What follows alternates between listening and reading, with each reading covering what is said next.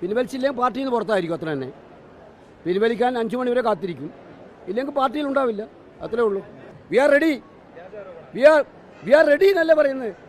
ഞാൻ 15 ദിവസം മുമ്പേ ഞാൻ വക്കീൽ പുറത്താക്കുമെന്ന് പറഞ്ഞാൽ പുറത്താക്കും.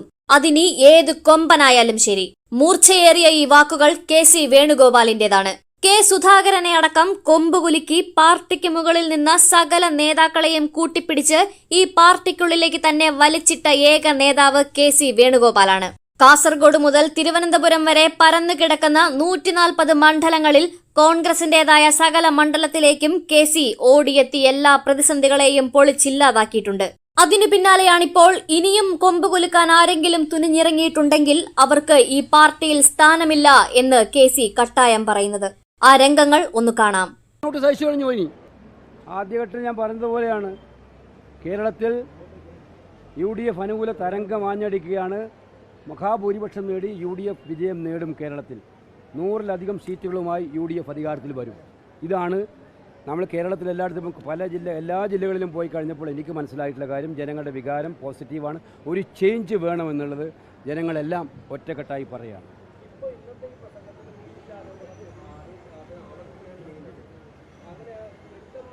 ആരോപണമല്ലല്ലോ അത്. ഡീൽ ആരോപണമല്ലല്ലോ. നമ്മൾ വ്യക്തമായിട്ട് മനസ്സിലാക്കേണ്ടത് 2020 എന്ന് പറയുന്ന ഒരു കക്ഷിക്ക് 18ഓളം സീറ്റുകൾ കൊടുത്തു NDA മുന്നണിയിൽ. അവർ മത്സരിക്കുന്ന സീറ്റുകളും അവരുടെ സ്ഥാനാർത്ഥികളും എടുത്തു നോക്കണം. അതുപോലെ തന്നെ CPM നിർത്തിയ സ്ഥാനാർത്ഥികൾ എടുത്തു നോക്കണം. BJP നിർത്തിയ സ്ഥാനാർത്ഥികൾ എടുത്തു നോക്കണം. ഇത് ഞങ്ങൾ പറയുന്നതല്ല, BJPയുടെ അണികൾ പറയുന്നുണ്ട്, CPMൻ്റെ അണികൾ പറയുന്നുണ്ട്. അവർക്ക് ജയസാധ്യതയുണ്ടെന്ന് അവർ വിചാരിക്കുന്ന സീറ്റുകളിൽ പോലും അവർ സീറ്റെടുക്കാതെ മറ്റു കക്ഷികൾ കൊടുത്തിരിക്കുകയാണ്, അവിടെ പ്രസക്തമല്ലാത്ത കക്ഷികൾക്ക്. അപ്പോൾ അതിൻ്റെ അർത്ഥം എന്താണ്? ഇത് ഞങ്ങൾ വെറുതെ ആരോപണം പറയുന്നത്. ഇത് കുറേ നാളായിട്ടുണ്ട്. PMC എന്തിനു വേണ്ടിയിട്ടായിരുന്നു ഒപ്പിട്ടത്? പാവപ്പെട്ട CPI മന്ത്രിമാരെ പോലും അറിയിക്കാതെ അവർ മന്ത്രിസഭയിൽ ചോദ്യം ചോദിക്കുമ്പോൾ PMCയിൽ ഒപ്പിട്ടതിന് വേണ്ടിയിട്ടായിരുന്നു. ലേബർ കോഡ് ഇന്ത്യ ഗവൺമെൻറ് നടപ്പിലാക്കാൻ തീരുമാനിച്ചപ്പോൾ അത് ആദ്യം അതിൻ്റെ കരട് അംഗീകരിക്കാൻ എന്തിനാണ് കേരള ഗവൺമെൻറ് തയ്യാറായത്? അതൊരു ഭാഗത്ത്. മറ്റൊരു ഭാഗത്ത് കേന്ദ്രീയ ഏജൻസികൾ കുട്ടികോശി അന്വേഷിക്കുന്ന ഒരു അന്വേഷണവും നടക്കുന്നില്ലല്ലോ കേരളത്തിൽ. അപ്പോൾ ഇതൊരു ഒത്തുകളിയാണ്, പരസ്പരം രക്ഷിക്കാൻ വേണ്ടിയിട്ടുള്ള ഒത്തുകളി. അത് തിരഞ്ഞെടുപ്പ് വന്നപ്പോൾ ആ ഡീല് ആവർത്തിച്ചു എന്നുള്ള സത്യമാണ്. ഇത് BJPയിലെയും CPMലെയും അണികൾക്ക് ദഹിക്കുന്നില്ല എന്നുള്ള വ്യക്തമാണ്. അവർ അംഗീകരിക്കുന്നതല്ല ഇത് സ്വാർത്ഥ താല്പര്യത്തിന് വേണ്ടി അവരുടെ നേതാക്കന്മാരെടുത്തിരിക്കുന്ന തീരുമാനമാണ്. അത് ജനം അംഗീകരിക്കാൻ പോകുന്നില്ല. അതിനെതിരായിട്ടുള്ള വികാരം കൂടിയായിരിക്കും ഈ ഇലക്ഷൻ.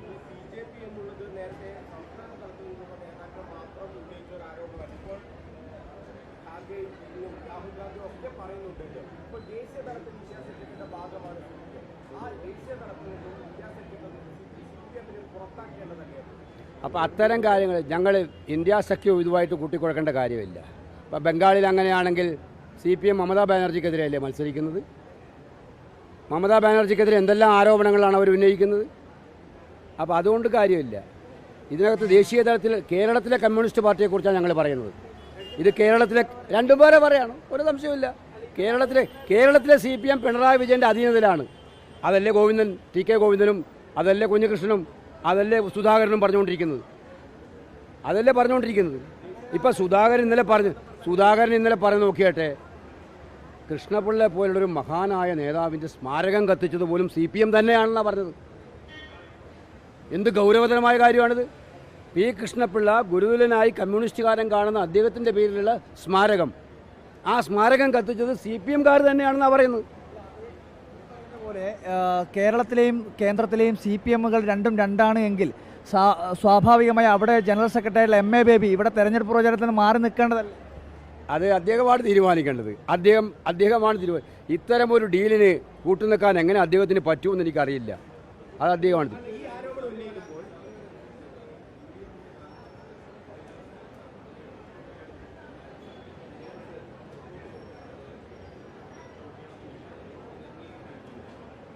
അതെ, ശബരിമലയിൽ ഏറ്റവും വലിയ കൊള്ള നടന്നപ്പോൾ, ആ കൊള്ള ജനം ഏറ്റെടുത്തപ്പോൾ, സർക്കാരിനെതിരായിട്ടുള്ള ജനവികാരം ഏറ്റവും ശക്തമായി വന്നപ്പോൾ, നമുക്കറിയാം അയ്യപ്പൻ്റെ സ്വർണം കക്കുക എന്ന് പറഞ്ഞാൽ നിസ്സാരമല്ലോ. 2 ദേവസ്വം ബോർഡ് പ്രസിഡന്റുമാർ, CPMൻ്റെ പ്രഗത്ഭരായ നേതാക്കൾ ജയിലിൽ കിടന്നപ്പോൾ പ്രതിക്കൂട്ടിലായ സർക്കാർ എന്താ ചെയ്തത്? അന്നേരം അത് മെല്ലെ കോൺഗ്രസിൻ്റെ കാലത്ത് നടന്നിട്ടുണ്ടെന്ന് വരുത്തിക്കാനായിരുന്നു ആ ആരോപണം വന്നത്.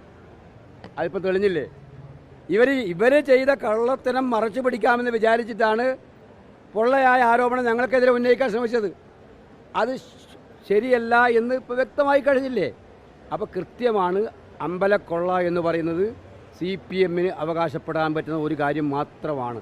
അവർ നടത്തിയിരിക്കുന്ന കൊള്ളയാണ് ശബരിമലയിൽ നടന്നത്. ജനം അത് മറന്നിട്ടില്ല. ആ കൊള്ള നടത്തിയവരെ രക്ഷിക്കാൻ വേണ്ടിയിട്ടാണ് സർക്കാർ ശ്രമിച്ചത്. ഇപ്പോഴും ശ്രമിച്ചുകൊണ്ടിരിക്കുന്നത് അവരെ രക്ഷിക്കാൻ വേണ്ടിയിട്ടാണ്. അതൊക്കെ നിയമപരമായി നേരിട്ടുണ്ട്. നോട്ടീസ് പോയിട്ടുണ്ട്. അല്ല, അവരന്വേഷിക്കോട്ടെ. ഞാൻ എന്തായാലും നിയമപരമായ നടപടി സ്വീകരിച്ചിട്ടുണ്ട് അതിന്. മാത്രമല്ല, ഇത്തരം കാര്യങ്ങളിൽ എന്നെ അറിയുന്ന എല്ലാവർക്കും അറിയാം. പിണറായി വിജയൻ്റെ പോലീസ് അന്വേഷിക്കട്ടെ. അദ്ദേഹത്തിന് പരാതി കിട്ടിയിട്ടുണ്ടെങ്കിൽ ഞാൻ ഉന്നയിച്ചതല്ല. ബാർ കൊടുത്തിട്ട് 200 ബാറുകൾ അനുവദിച്ചു കേരളത്തിൽ. ടൂറിസം വകുപ്പ്, നിങ്ങളാരും അത് വാർത്ത പോലും ആക്കുന്നില്ല. എനിക്ക് അത്ഭുതം തോന്നുകയാണ്. 200 ബാറുകൾക്ക് ക്ലാസിഫിക്കേഷൻ സർട്ടിഫിക്കറ്റ് ഇല്ലാതെ ലൈസൻസ് പുതുക്കിക്കൊടുത്തു ഈ സർക്കാർ.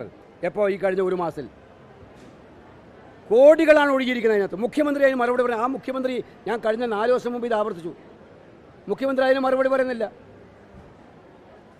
ഞങ്ങൾക്കെതിരെ എന്ത് വേണമെങ്കിലും അതിൻ്റെ ഭരണം ഇവരുടെ കയ്യിലില്ലായിരുന്നോ? പോലീസ് ഇവരുടെ കയ്യിലായിരുന്നു. മുകളിൽ മോഡി ഉണ്ട്, CBI ഉണ്ട്, ED ഉണ്ട്. എന്താ അന്വേഷിക്കാത്തത്?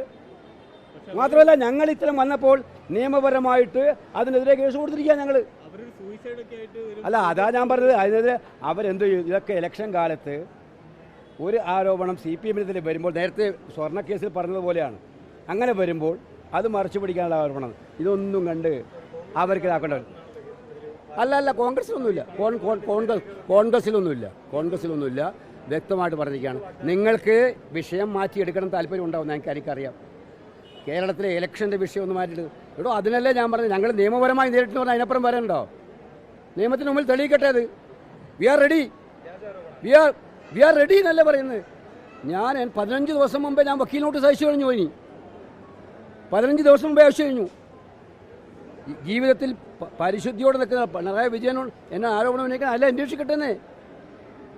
അതെന്താ? നേരെ മറിച്ച് ഈ കോഴ ആരോപണത്തിന് മറുപടി പറ. ഇതിനകത്ത് 200 ബാർ അനുവദിച്ചതിൽ മുഖ്യമന്ത്രി അടക്കം പറഞ്ഞുകൊണ്ട് കോഴ വാങ്ങിയിട്ടുണ്ട്. മുഖ്യമന്ത്രി അടക്കം പറഞ്ഞുകൊണ്ടാണ് കോഴ വാങ്ങിയിരിക്കുന്നത്. അതിന് മറുപടി പറ. പിന്നെ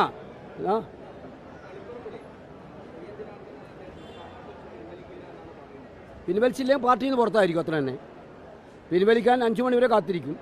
ഇല്ലെങ്കിൽ പാർട്ടിയിൽ ഉണ്ടാവില്ല. അത്രേ ഉള്ളൂ.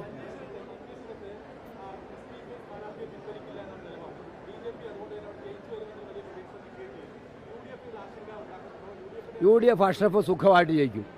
ഞങ്ങളുടെ MLA-മാരുടെ കൂട്ടത്തിൽ ഏറ്റവും ജനകീയനായിട്ടുള്ള MLA ആണ്. അഷ്റഫിനെ തോൽപ്പിക്കാൻ ഒരുപാട് ശ്രമങ്ങൾ നടത്തുന്നുണ്ട്. അതിൻ്റെ ഭാഗമായിട്ടുള്ള നടപടികളൊക്കെ സ്വീകരിക്കുന്നുണ്ട്. പക്ഷേ അഷ്റഫ് ജയിക്കും. അല്ല, അങ്ങനെയും കേൾക്കുന്നുണ്ട്.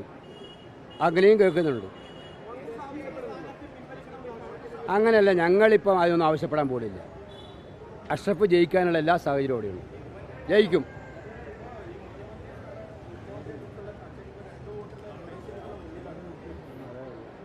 നിങ്ങൾക്ക് സന്തോഷമുണ്ടോ? അതിൽ കുഴപ്പം വല്ലതും നിങ്ങൾക്ക് തോന്നുന്നുണ്ടോ? ഇത്തിരി മനസ്സിലായില്ലേ? ഞങ്ങളെല്ലാവരും ഇന്നലെ കോഴിക്കോടുണ്ടായിരുന്നു. ഞങ്ങളുടെ നേതാക്കന്മാർ ഒരു നേതാവ് തീരുമാനിക്കുന്ന പാർട്ടിയല്ല ഇത്. ഒരു നേതാവ് മാത്രം തീരുമാനിക്കുന്ന പാർട്ടിയല്ല ഇത് മനസ്സിലായില്ലേ? നിങ്ങൾ കുറച്ച് ആളായിട്ട് പറയും.